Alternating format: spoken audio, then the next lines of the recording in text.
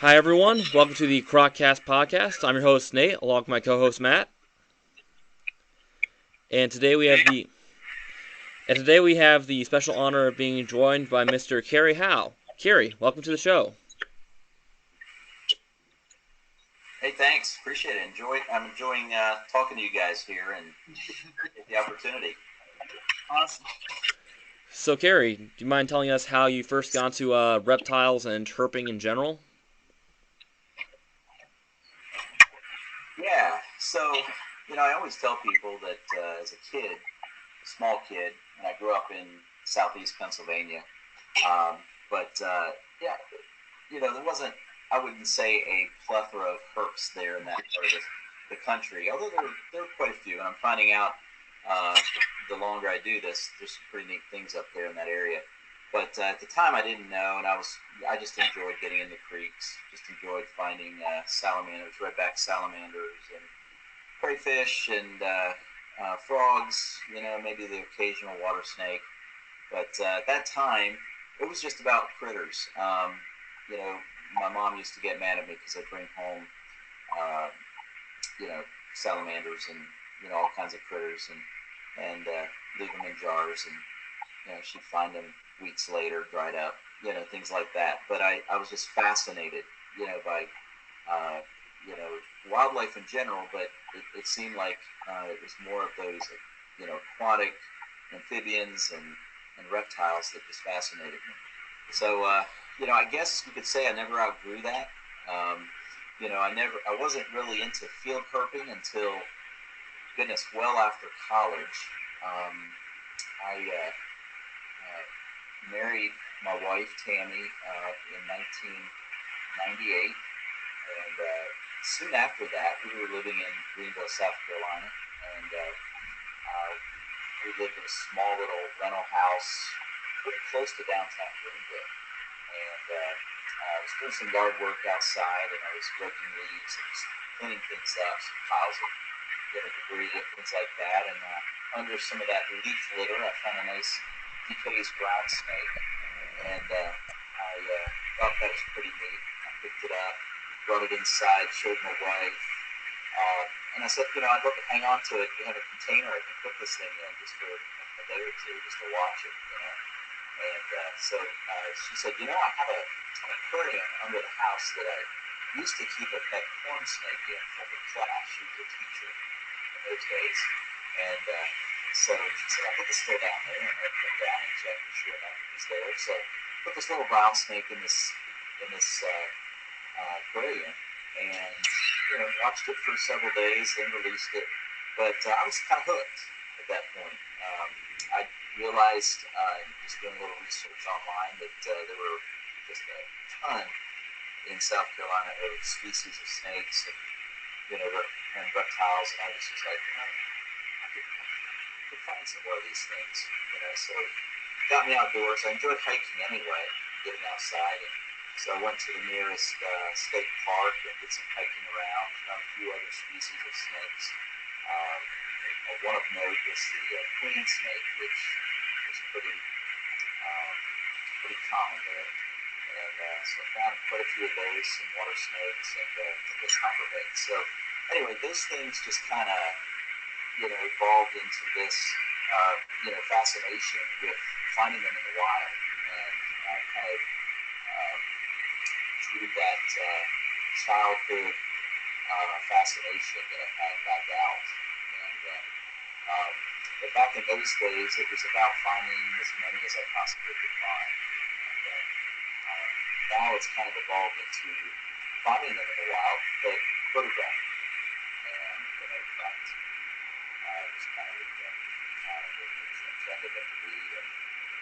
But yeah, still having those photographs to kind of do it years to come. My son, who is now 17, is also taking quite a fascination with the hobby, and has joined me during the last probably 2.5 years or so. And he's become a pretty good field herper. And in some ways, I think he's even actually passed me up at some things. But he's definitely into it like I am. And it has allowed us to take a number of trips. Like personally, I've taken quite a few trips around the country, and even a couple of international trips we've been able to take in the pretty recent years that have allowed us to find some really neat animals out abroad as well. So That's that's the story. that's actually pretty similar to me. I would always go out into the woods and catching any kind of amphibian or reptile, frogs, snake, lizards, what have you. I'd put them in a tin or any kind of container I could find. To be emptying out my mom's containers full of useless stuff, and I'd keep them for a few weeks just to watch them, just to observe them. I love just watching them, and then my mom would always come home with something new in the garage or on the kitchen table, and, and she would always get mad at me, and half the time she didn't even know half the crap I had, and so it was always arguing back and forth and having to release some things, and then so I go out and get something new and stuff like that. That was always fun. Oh yeah. Well, and now that I know where you grew up and the area that you live, which is only about an hour and a half away from where I live now, I could probably tell you what you were finding over there as well, just by what you told me. So, yeah, there's some neat stuff over there in that part of Georgia. So, yeah, the coolest thing I ever found is an indigo snake, actually, a huge one, which you don't really see a whole ton of them up in that area. But I actually was looking at a distribution map afterwards, and like most distribution maps don't even have them up there. But I found one when I was a kid, a huge one, and I thought that was the coolest thing in the world. That's actually one of the things that really got me into reptiles. yeah, wow. Yeah, I would think so. That's definitely outside of the known range. Yeah, But that's something that would be quite a find up there in that area. Yeah, certainly. for sure.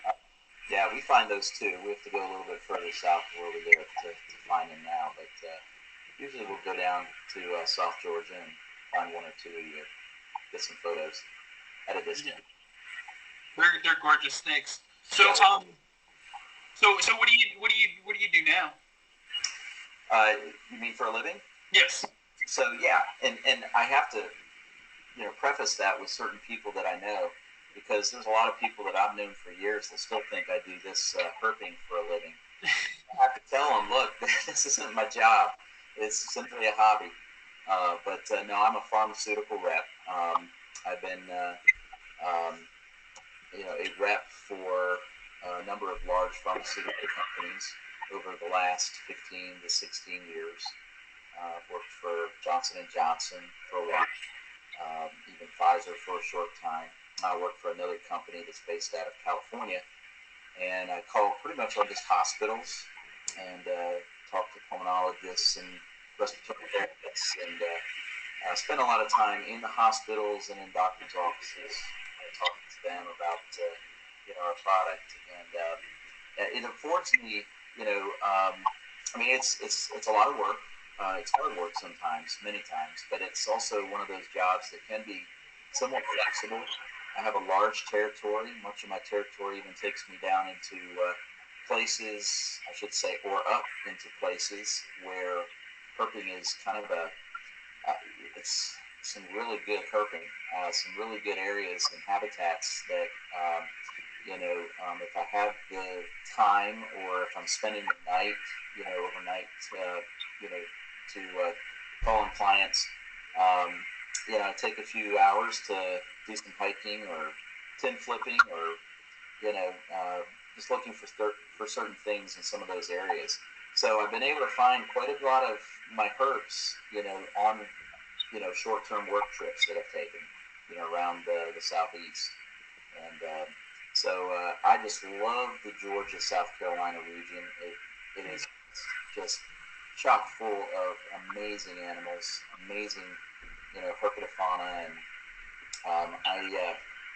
I think even where we live is just an ideal spot almost for, somebody who is willing to travel 2-3 hours, but I can go 2-3 hours in any direction and just about find most of what is found in the southeast. Yeah, that was the question I was going to ask. If you go out herping while you're working and stuff. Let's just put it this way: I've ruined a few dress shoes over the years. I do mosquito research, and so 2 days out of the week I set up traps and stuff to collect mosquitoes to do disease testing. And I live down in here in Florida now, and so I will always seeing stuff out there. I'll be like, even like I'll pull into a gas station just to get like gas or something. I'll see like a red-headed agama on a wall, and I'll be like running after it, trying to see if I can grab it. And people are probably like looking like, "What is this maniac doing?" For sure. I mean, that's not something you see every day in the U.S., but in Florida, you know. Yeah, yeah. Especially I I get in trouble too sometimes with it too. Like I'll see somewhere like while I'm at work with like a neat lizard or something. I'll find like a population of a neat lizard, and I'll go back there after work. And usually, like I've had the cops call me a couple of times because I'm places where I shouldn't be. And so, Oh yeah, where I think we've all had those experiences. yeah, yeah. We so where have you mentioned that you've traveled to different places around the country, gone herping? Where kind of just tell some of the stories with that. Yeah. So one thing about my job again is that travel. My territory is primarily in Georgia, South Carolina, which is where I do most of my travel. But every year I take at least a couple trips for sales meetings and national meetings, things like that. Sometimes training. Like I mentioned, my company is based in California, so I had to do some training out there when I first took this position. Um, it seems like a lot of our national sales meetings are in one of three places: Dallas, Texas, Orlando, Florida, or Phoenix, Arizona. And I don't know why, but those just seem to be the places that I have found myself most often. But we've also been to places like Chicago and um, uh, Destin, Florida, for whatever reason, one year. So but what it does is it allows me to, when I'm there at these meetings for a week, to take a couple extra days and rent a car and stay, pay for my own hotel for a couple of days and check out that particular area. I mentioned Phoenix because Phoenix has been one of my favorite places to go for work. And I've been able to, on several occasions, not just check out Arizona, but also shoot over to Southern California because the time of the year is just ideal there in the February, March, time frame. If they get the rains in Southern California, um, you know, flipping rocks and boards is just phenomenal. The amount of herps that you can find. One, I'll give you my most recent, experience out there. It was, I guess, a year and a half ago. We were in Phoenix, and I decided to take 2 extra days, and I drove to San Diego. And I was connecting with another herper out there who I knew, and was willing to kind of take me out and show me some board lines and things like that he knew. But we got together. Actually, he couldn't get together till the afternoon, but he told me of a spot I needed to check out that morning until he could get with me. So I checked it out. Just rained. It had been the first rain in about 4 weeks in California, or that part of California.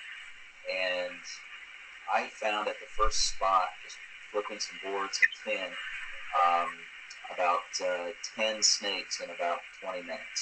Wow. And almost all of them were lifers for me as well.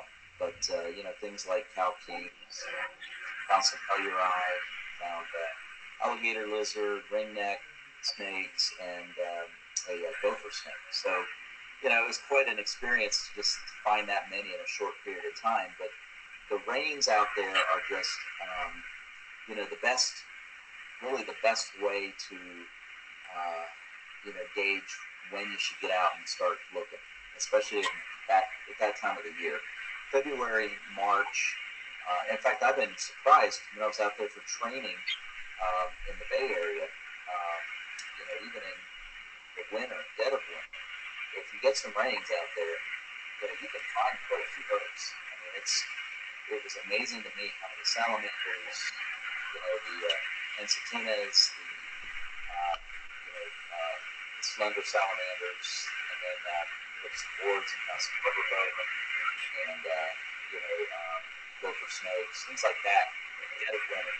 So it's really interesting, to get out there and to a new place, completely different than what I'm used to, and find completely different herps in a short period of time.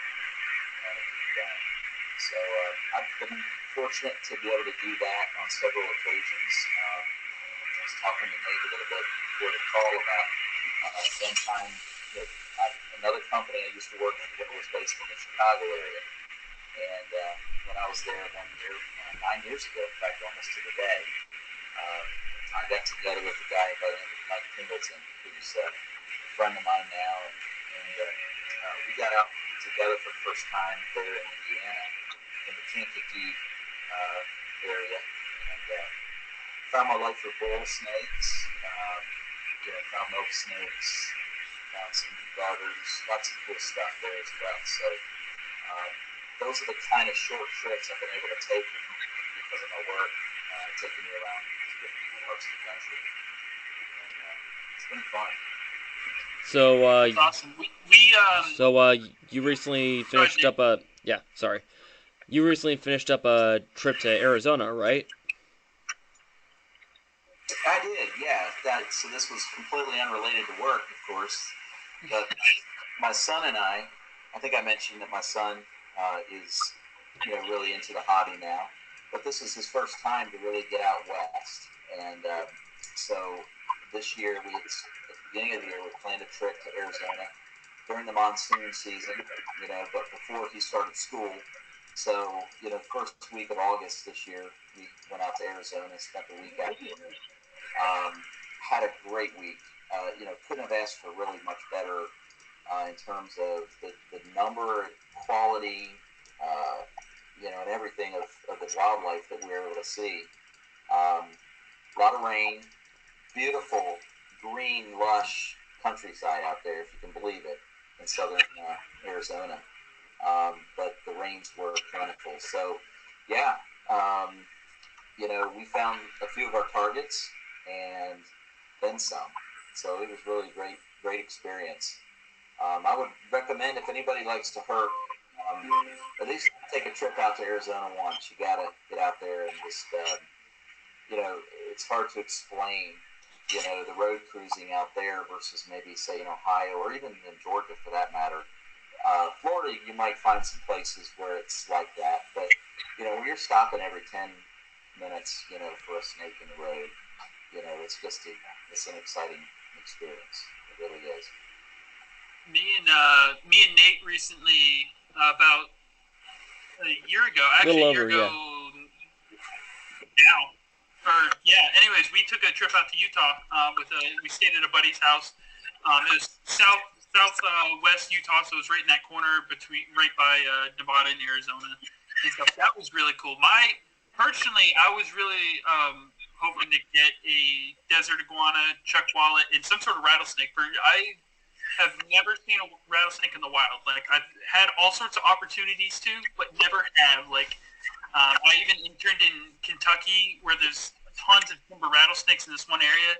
Never saw one. People are telling me they're like, hey, I just saw a timber rattlesnake, and I go over there, So I was missing out. So I really wanted to see rattlesnake, and we actually got we saw a bunch of stuff, but we actually got a chuckwalla, desert iguana, and a bunch of Great Basin rattlesnakes. Ask if you saw Great Basin rattlesnakes out there. That's great. Yeah. That's one I didn't see, but I will tell you, Graham and I saw, just in the 1 week we were in Arizona, we saw 8 different species of rattlesnake. Wow. So, it was quite exciting to see that, man. The desert iguana I think the desert iguana is probably the hardest lizard I've ever tried to catch. What has been like the most difficult for you? Yeah, well, that's a tough one. I've only gotten a quick picture of one, and that was several years ago when I was out there. But They are tough. The toughest lizard that I've found has got to be the six-line race runner here. Mm-hmm. And frankly, honestly, probably the only way I was able to catch it was, because it was undercover, and I just put my hand, and it was already cold, so it wasn't, on the run. But I don't think I've ever caught one on the run. It was just. That's how, when I was a kid, five-line skinks, they were like the hardest thing for me to, because especially when you got a lot of knolls everywhere, and those are so easy to catch.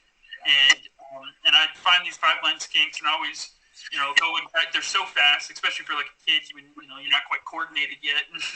I'd dive after them, and then I see the tail, I'm thinking, oh, there it is, and then it's somewhere gone, completely gone. But that's it. Yeah. But then I eventually got to the point to where I was actually really fast at grabbing them, and people who aren't used to seeing them, they'll see them, they'll try and grab them, and they can't grab them, and I can just like quickly grab them because I've gotten so used to having to quickly snag them. I've learned on if they're on a wall, or if they're on if you can somehow get them on a corner of a board, or a corner of a post or a wall, you can really kind of sneak up on them and grab them that way. But yeah, they're tough. They're tough. They really are. And I guess that's part of the challenge. One thing I found in Florida is those, the green anoles are easy up here, pretty much to get, but those brown anoles are tough too. They're not easy to grab down there in Florida. Yeah, but they're not individually. They're hard, but at least there's like so many of them that you have like nothing but opportunities to grab them.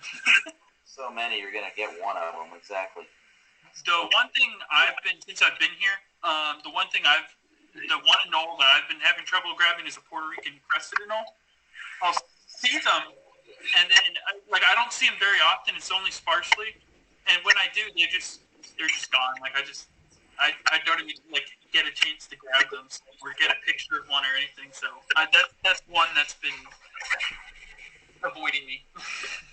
Yeah, well, I'm sure there's quite a few down there that you can see, and they're probably real difficult. Have you ever seen? I don't know if the part of Florida where you're at they have the tegus or not, but I guess you have to be really down in South Florida to see them.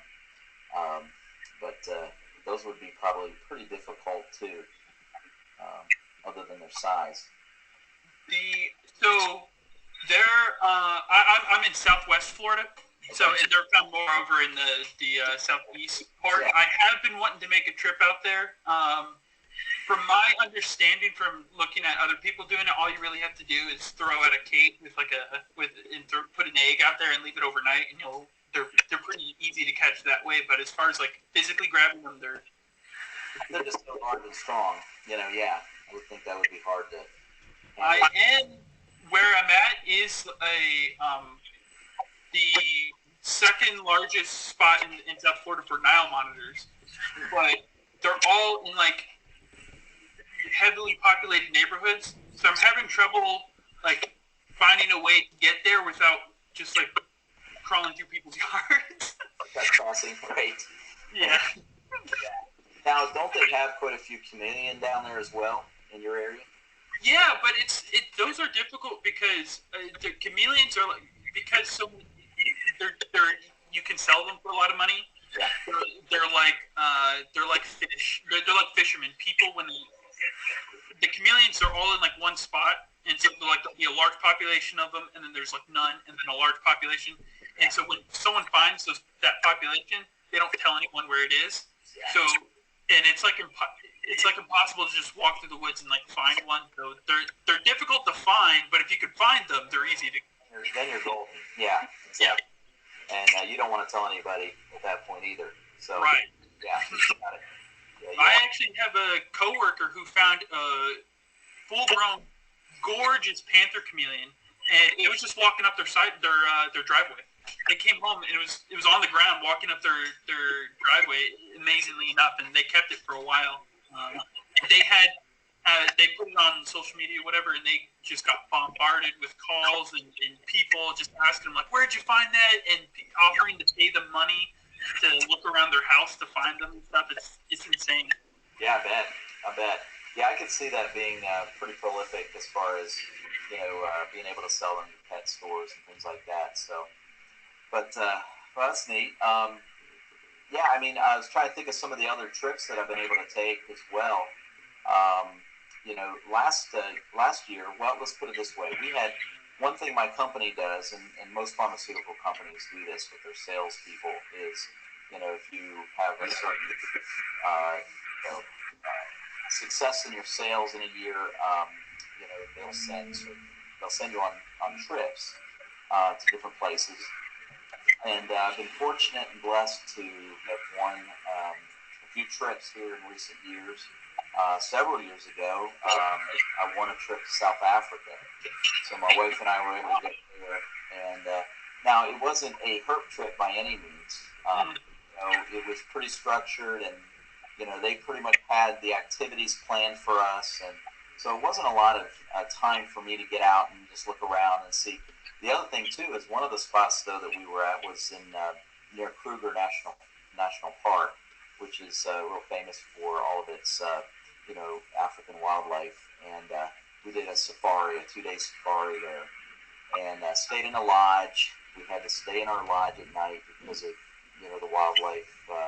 It was far too dangerous to be out at night, so I couldn't do any herping there other than just during the day. And, but I did get to see a mamba just go across the road in front of us. Really? Like mamba, and that was pretty exciting. Some colleagues in some of the other vehicles that they were in saw boom slang and some of the puff adders and things like that out and about. So that was quite an exciting experience. Just the mammals alone that I saw were amazing. But we saw rock monitors, Nile monitors, like you mentioned. That's what made me think about that.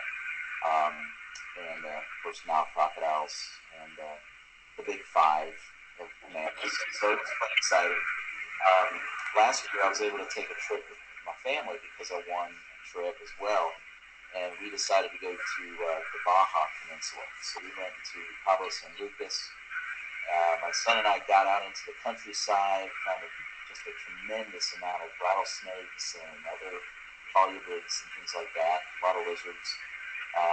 That was pretty exciting as well. So, I mean, I can't tell you just how blessed I am that, I have this job that affords me trips and places to go to find different, wildlife. But I'm always excited when I come home and find some of the local stuff as well.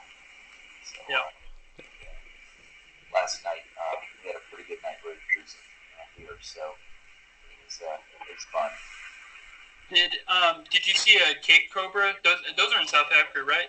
They are. Now they're primarily over in the western part of the Cape area, of course, Cape Town. We did spend a couple days in Cape Town, but I didn't get out. I wasn't able to get out and look. But that was definitely one of those things on my list that I wanted to find if I could.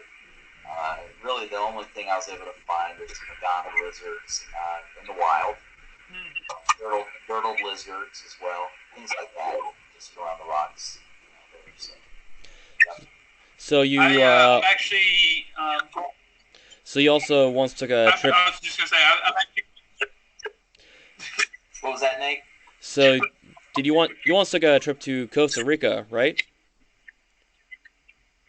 Oh yeah, we did. That was just a family vacation about a year and a half ago. We decided to take a trip to Costa Rica. So we were there a week. We stayed on the Pacific side, South Pacific side of the country, and we got to find quite a few of what you would consider, I guess, iconic snakes that you want to find.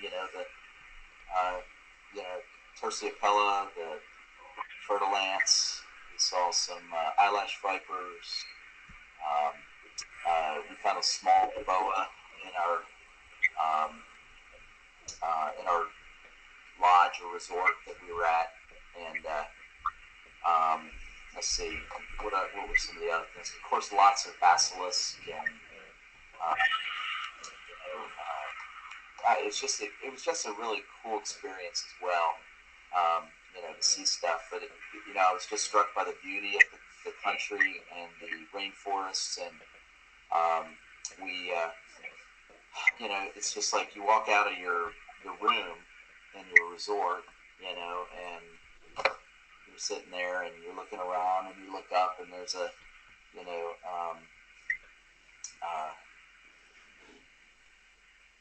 my mind just went blank. Anyway, the wildlife there is just amazing. But yeah, we were able to do some night hikes as well as some other hiking in the, during the day. And, I think probably my favorite find there was a barred cat-eyed snake on the road as we were coming into our resort. Now, I didn't know much about these cat-eyed snakes. There were northern cat-eyed snakes there. They were really common. We found several of those. But when I took a picture of the barred cat-eyed, and one of my friends, Matt Cage, told me right away, he said, "That's your find of the trip right there." He said, "That's probably the most uncommon snake that you found while you were there." And so that was pretty neat that we found one right near our resort. And yeah, it was fun. We saw all kinds of spiny-tailed iguanas, green iguanas, running around as well. So I've heard they're huge down there. Which one? The green iguana? Well, just in general, the iguanas are much bigger than the ones here in Florida. That's what I've heard, at least. Well, that's a good question. I have not seen one in Florida, so I would say I'll leave that to you. But I would say that the green iguana, especially that we saw, were huge. Yeah, they were big, and the spiny tail were as well. But I just don't have a lot of reference, of how big they were compared to other places. But they sure were plentiful. That's for sure. Yeah. Let's see. What else did we see when we were down there? We, some one night hike. We were out. We saw, of course, the iconic red-eyed tree frog. I got a photo of that. We saw a snail-eating snake. Just a real interesting pencil-thin snake. Just hanging like a vine. And it's pretty neat. Yeah, it was quite an experience. We want to go back. There's so much there. You just want to go back and see more and hit different places than what we were able to hit this time. I heard this guy talking. He in a documentary series in Costa Rica, and he said every time he went out looking for snakes, he could never find any. But whenever he was just walking, like whatever, then he'd see him like left and right, and so then anytime he went outside, he'd always carry his snake stick just in case. Did you find that? You find that to be the case, that you find more when you weren't looking for them? Yeah, I'm sure that's true, and when we were looking for them, when we actually went out and hiked around, they're not easy to find, and you would think, especially those flagelli, the eyelash vipers. You think, oh my goodness, they're yellow. They have to stand out. Many of them, and we only saw one, and the only reason we saw one of those is because we actually had a guide with us at that one hike, and he knew where this one was hanging out, and he pointed it out, but we would have never seen it. And it's just like the most gorgeous, bright yellow, on a snake, but it took somebody pointing it out for us to actually see it. That's what's so cool about snakes, is you could be like, most of the time you won't see it unless they want you to see it. Like when I worked at the Kentucky Reptile Zoo, Kristen was telling me that when she was doing her master's, she was doing telemetry work with timbers, and she'd be scanning for them, and according to her thing, they'd be like 5 of them right next to her, and You can't even see them. Like, she doesn't even know they're there. She wouldn't know they were there unless, you didn't have that stuff. And so it's so cool. Makes it difficult to find them, but it's cool. Timbers are a great example of that, because we actually experience that quite a lot up here. One thing about timbers is they're very reluctant to rattle. First of all, unlike a lot of rattlesnake species, but not only are they cryptic and they're in the way they look and just how they blend in so well with the leaf litter and the ground cover, but they just don't rattle. And I can think of one time in all the years I've been looking for them and finding them that I've ever had one give itself away by rattling. And they're interesting in that way. I actually just read an article that just came out in a journal like a month or two ago, that they were studying western diamondback rattlesnakes, and they found that the farther away they change the frequency of the rattle as you get closer to them, so that they sound closer than they actually are the closer you get to them.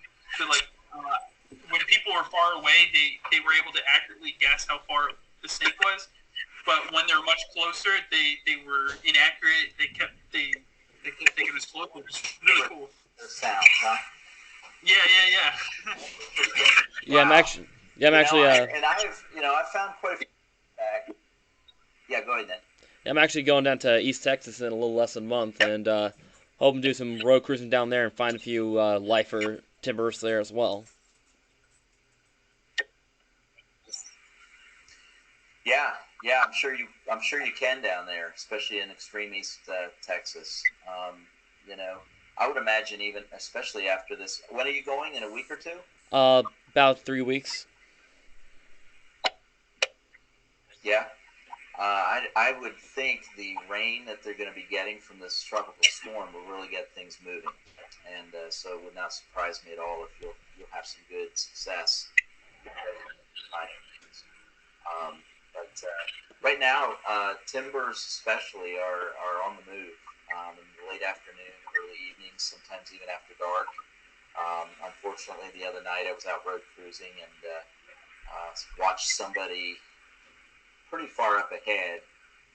It was after dark, but I saw their brake lights come off and come on and come off and come on, and I said, "What are they doing up there?" So by the time I got up there, I realized, unfortunately, that they were running over just a real girthy, canebrake rattlesnake. Oh. So unfortunately, it was too far gone when I got there. I was afraid it was a gravid female at first, but just because of the size and the girth of this thing, but I found out it wasn't. It was actually a male. So, but yeah, they're moving, and that time of year. The other thing I've been finding a lot of here in our area is Carolina pygmy rattlesnakes. Last night we found 4 out on the roads, along with a couple king snakes, and so this time of year, if you get some rains, which we have been, it's fun, and I'm sure it's the same way over in East Texas, Nate. I'm sure you're gonna find some good stuff there. When back where I was from in Georgia, I kind of lived in the middle of nowhere, and so our road, I would go biking down it at dusk and at dark all the time, just road cruising for stuff, and I get a lot of copperheads. But the pygmies, I always found them dead on the road. I could never find a live one. I would always find them dead on the road, and that was always so frustrating. Yeah, well, we found 4 live ones, but we found 4 dead ones as well. So there's a lot of traffic out on a Saturday night. So, I think if you're in an area where there's a fair amount of traffic, that's how you're going to find them a lot of times, unfortunately. Yeah. Come on up here. We'll find some. Yeah, for sure. Your share of dusky pygmies down your way, though. I'm sure they're pretty common down there. Yeah, there's a lot of eastern diamondback rattlesnakes down here. I haven't been able to find one yet, but I keep having people tell me they found them, and so I'm trying to get one. Someone showed me a picture. I was actually at a spot that I like to go flipping here. It's just this huge, just open plot of like woods, and I'll just spend out there hours just walking around. And this guy showed me this massive one, huge, and he told me, he's like, yeah, it just hangs out in this spot over here, and he kind of described where the spot was. I was like, okay. And I went over, and I hadn't been over to where he was talking about, so I went over there, and it looked nothing like what he described, so I had no idea where he was talking about. So I still haven't found it, but apparently it's always there. So I think he was sending on a wild goose chase. It sounds like. probably.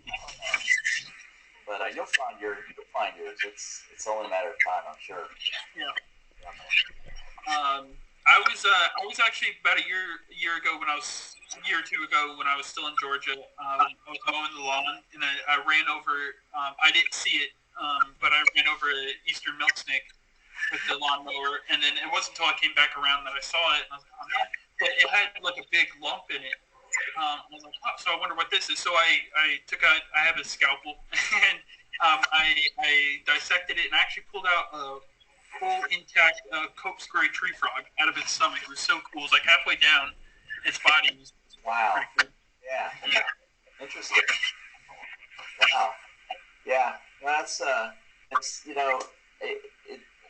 the more you see, the more you're going to find instances of predation and things like that. It's really exciting to see some of those things. We have a local swamp here outside of Augusta, and I spend a lot of time there, especially in the winter months and early spring, mainly because it doesn't matter when I go out there. It could be, if it's in the 60s, you're going to see literally dozens of cottonmouths out basking, and that could be in January or December. It doesn't matter.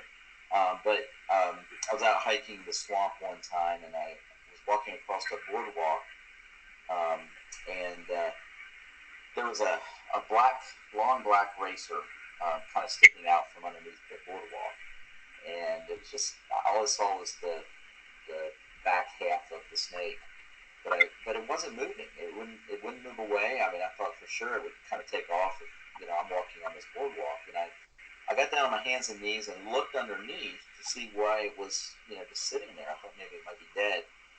And when I did that, I looked and I saw that it was actually inside the mouth of a cottonmouth. And the cottonmouth was in the process of, eating this racer. And as soon as the cottonmouth saw me, it let it go. It released it. And the racer took off. And, who knows if he survived the venom or not. But anyway, those are kind of some of the experiences. I've actually been able to see cottonmouths combating, males combating while I'm out hiking around, and a couple pine snakes fighting one time over a female. So it was some pretty neat stuff. The longer you do this. When I was in college, I took a trip on spring break down to Orlando. And we were walking down this river. It's supposed to be this river where there's a bunch of shark teeth, so that's why we went down there. And we're in the water, about like thigh high, and this cottonmouth comes swimming across, and it has a big old catfish in its mouth. Never seen anything like that before in my life. And so I'm like, getting up to it and stuff because I think it's so cool. And police officer actually comes up right as he's like swimming in front of me, and these apparently there were three guys that were running around the woods with like guns or something, and so he was looking for them, and of course there was three of us standing there, and so he's like trying to talk to me, but I'm trying to like keep an eye on this water moccasin that's right in front of me, but everything was fine. Yeah. No, I know. It's cottonmouths. They are very, they'll eat anything. I've seen them. I've come up on them in the middle of the road, eating dead cotton rats, off the road. We've also seen really a neat phenomenon, and that is there's one road in particular where we like to go looking for frogs because when it rains a certain time of the year, there's like probably about half a dozen kinds of frogs just jumping across the road. And of course, a lot of them get run over and things like that. But one night, there was probably half a dozen cottonmouths out on the road eating these dead frogs. And we would actually we'd find dead frogs, we'd actually throw it in front of one of the cottonmouths, and he'd go right up to it and eat it right off the road. It was just the coolest experience, though, that you can sit there and actually almost feed by hand if you were, if you wanted to. We weren't going to do that. Certainly you can, all they cared about was eating, and they could care less that we were even there. So it's pretty neat. That's the cool thing about reptiles is they kind of like live in modes. Like they'll be in feeding mode, or they'll be in like exploratory play mode or whatever, and it's kind of cool to just watch them in their different modes and stuff. Yeah, no, you're right. Definitely when they're mating, when I've come up with a couple of them mating, they really don't care that you're there, and the last thing I want to do is interrupt them. So I'll just kind of watch from a safe distance and really try not to disturb them too much. But they don't seem to care that you're there. They're in that mode, like you said. So interesting. Yeah, when I go biking a lot, and there's brown animals everywhere here. So as you're biking down the sidewalk, there's just shooting off to the side, and I'll come across two that are mating, and they'll just scurry across, still like populating, and just scurry across out of the way, and they'll just continue doing their thing. And even when I come back like a few hours later, they'll still be there, doing their thing. It's crazy. Yeah, it is. Yeah, I actually there was a dead eastern coach whip on the road, and I was just road cruising, and I every now and then drive by this dead coach whip again, and it got to where there was a live one that just kept coming out on the road where that dead one was, and then when I drive by, he'd shoot off back into the woods, and it took a while, but I finally realized that this live coach whip was actually trying to mate with the dead one, and so that mating, I guess you could say, that it's strong, that mating desire or whatever. So it doesn't matter. They're in that mode. You're not gonna do much to disturb them. Yeah, that's crazy. Yeah. So anyway, this has been fun. I've enjoyed talking about some of our experiences and. Yeah, definitely. That looks like it's probably a good time or a good place to end. Unless Nate, did you have any other questions? Nope. All right, cool. Well, yeah, this has been great. I thoroughly enjoyed this. Yeah, same here, guys. If you guys ever want to get up here to the Augusta area, feel free. Give me a call. I know Nate's already. Well, you didn't get all the way down here, did we? We kind of met halfway up in the Greenville area, but. Anytime you guys want to get down here. Yeah, definitely. Yeah, down here. Matt, you might still have some friends or relatives up in this area that come visit. So anytime you come up, give me a call. Yeah, for sure. I'm actually going to be going up in October to go to Repticon. So with a buddy. Which one, in Atlanta? Or? Yeah, Gwinnett. Okay, yeah. We go to the one in Columbia usually. It's a little closer, but yeah. Well, if you want to get out, October's great. That's Hogtober, so if you want to find some hog nose or stuff like that, let me know. Get out and look for it. Yep. It'll be fun. All right. Thanks for being on the show. All right, guys. Well, thanks again. Appreciate the talk to you guys. See ya. Right. Yep.